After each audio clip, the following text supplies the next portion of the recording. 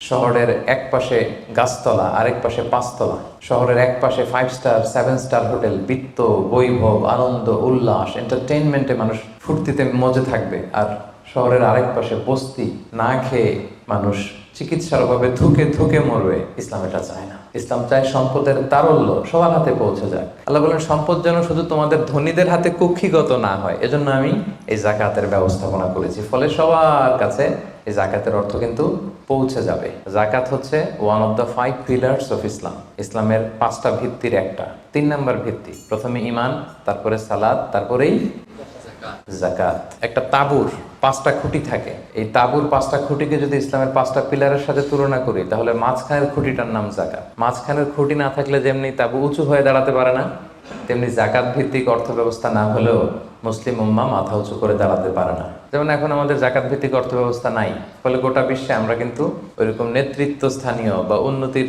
একেবারে শীর্ষ স্থানে ওই পর্যায়ে কিন্তু আমরা যেতে পারি নাই, কারণ জাকাতের যে ডাইনামিজম এটাকে আমরা কাজে লাগাইনি। নির্দিষ্ট পরিমাণ সম্পদ যদি নির্দিষ্ট সময় পরিমাণ কারো কাছে থাকে, তাহলে তার উপর দান করা ইসলামে কি করে দিছে?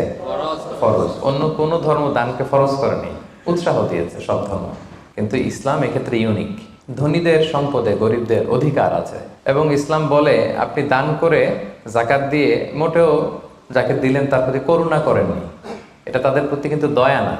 আমি আজকে যাকে জাকাত দিলাম আমি মোটেও দয়া করিনি, করুণাও করিনি, অনুকম্পাও না, বরং এটা তার হক, এটা অধিকার, এটা কোনো রকম দয়া বা অনুকম্পা নয়। কারণ ইসলাম চায় একটা সুন্দর মানবিক সমাজ ব্যবস্থা গড়ে তুলতে। এই জাকাত কিন্তু যাদের উপর ফরজ হয়েছে, এটা আপনাকে আদায় করতেই হবে, এখানে কোনো ছাড় নেই।